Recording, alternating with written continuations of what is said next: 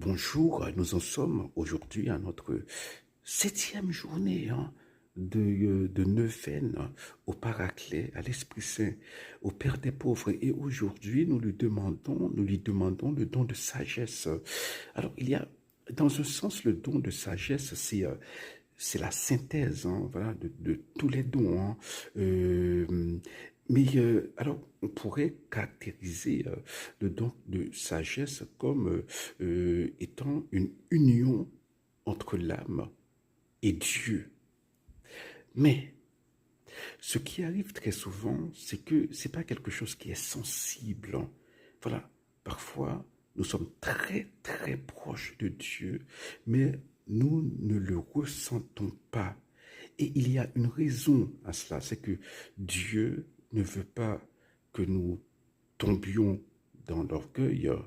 Et il y a aussi une raison supplémentaire, c'est que Dieu veut que nous l'aimions, que notre charité soit pure et pas que nous nous l'aimant. Parfois, on confond les deux choses, mais ce sont deux choses différentes. L'amour de Dieu, voilà, et l'amour de nous-mêmes aimant Dieu.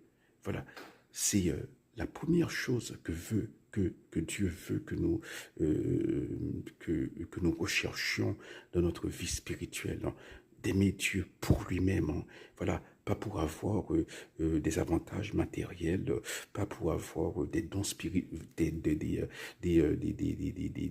des avantages spirituels comme des dons de, je sais pas, de bilocation, des dons paranormaux, comme Padre Pio, comme la vénérable Marthe Robin, on en a eu. Eh bien, si c'est ça, si Dieu veut, eh bien, il nous donnera ces dons.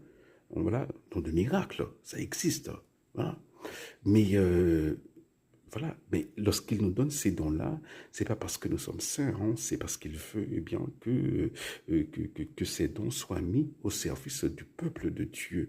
Voilà, ces dons ne sont pas forcément des signes que nous sommes proches de Dieu. Voilà, c'est la raison pour laquelle Jésus dit à un endroit dans la Bible, certains diront, mon Dieu, mais nous avons fait des miracles en ton nom, et Jésus leur répondra, bon, éloignez-vous de moi, vous tous qui commettez l'injustice. Le don de sagesse, eh bien, c'est